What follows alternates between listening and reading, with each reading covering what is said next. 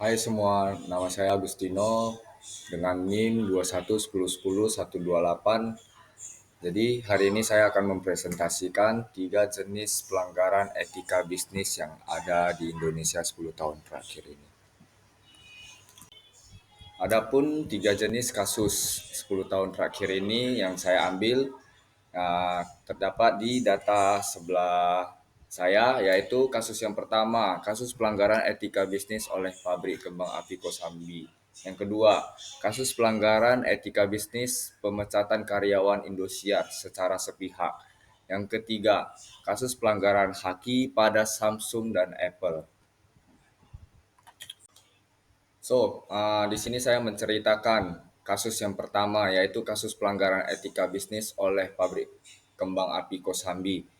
Jadi, kembang api adalah peledak berdaya ledak rendah piroteknik yang digunakan umumnya untuk estetika dan hiburan. Kembang api ini dibuat dari berbagai bahan kimia, tetapi bagaimana jika sebuah kembang api ini yang menyebabkan beberapa korban meninggal? Apakah orang-orang masih berpikir bahwa kembang api adalah sebuah hal yang menyenangkan? Kembang api Kosambi, pabrik yang beralokasi di Komplek Pergudangan 99, Jalan Salembaran Jaya, Desa Cengklong, Kecamatan Kosambi, Kabupaten Tangerang. Terjadi pada Kamis 26 bulan 10 2017. Berawal dari suara ledakan dan asap hitam itu berasal dari pabrik mercon milik PT Pancabuana Cahaya sukses yang dilalap si jago merah. Berdasarkan saksi, suara ledakan pertama kali didengar pada jam 9 pagi dengan saksi yang bernama Amri dan Ajud tengah bekerja memperbaiki mes yang berjarak 20 meter dari pabrik.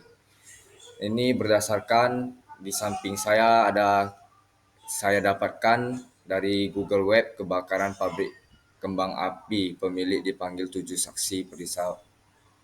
Kedua saksi melihat atap pabrik sudah ambruk. Ambruknya atap pabrik langsung disusul kebakaran api yang sangat besar dan melahap bangunan yang terletak tak jauh dari gedung SMP 1 Kosambi itu.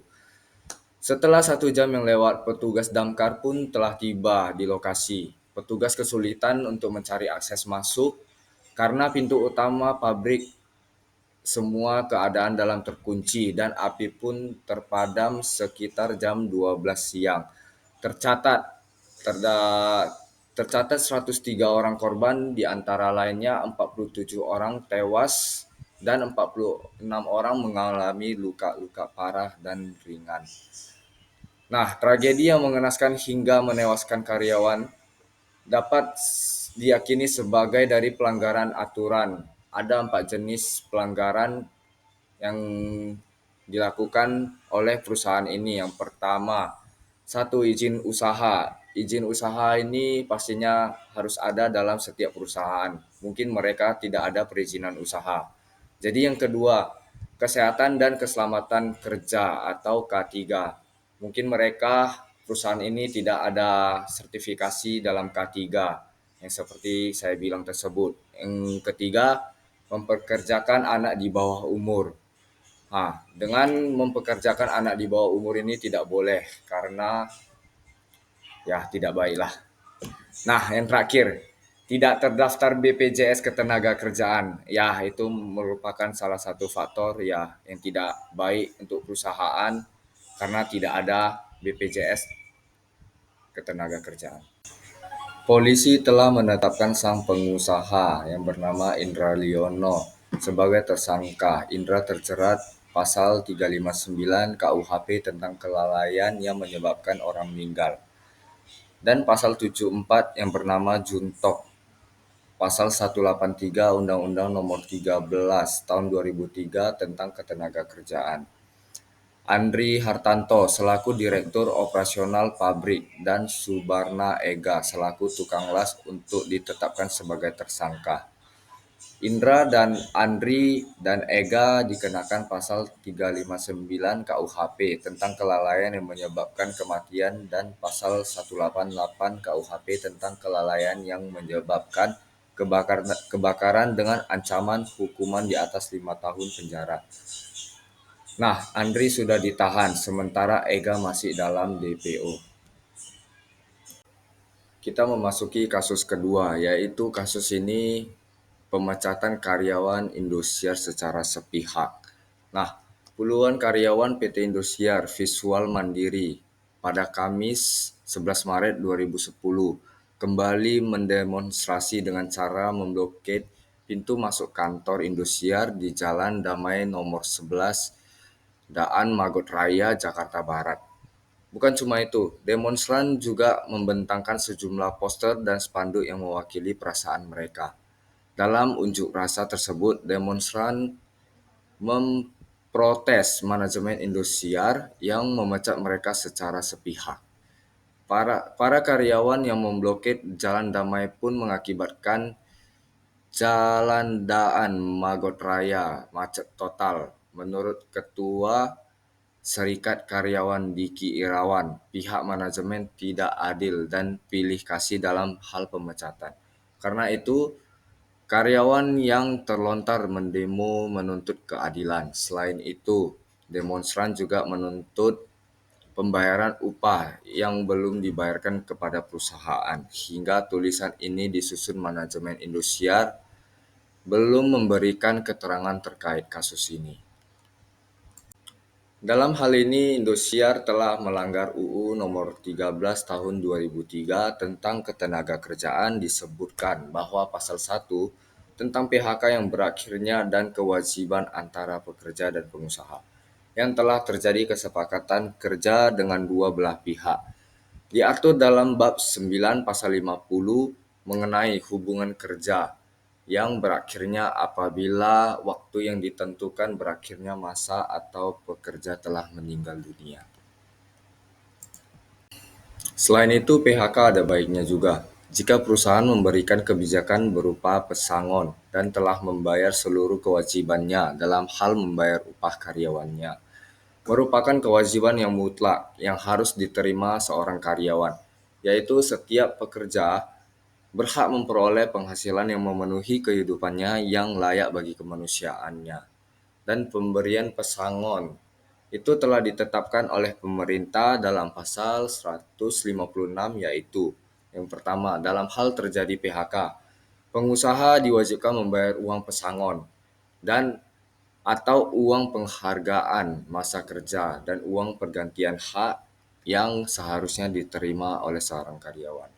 Nah, yang kedua, perhitungan uang pesangon sebagai dimaksud pada ayat 1. Dalam hal ini, Indosiar telah melanggar etika hukum dan ketenagaan kerjaan yang telah terjadinya pemecatan secara sepihak. Nah, kita memasuki kasus yang ketiga, yaitu kasus pelanggaran haki antara Samsung dan Apple. Seperti yang kita ketahui, Apple dan Samsung ini adalah sama-sama merupakan perusahaan yang terbesar di bidang teknologi, yaitu handphone. Berbagai inovasi pun seolah tak terbendung.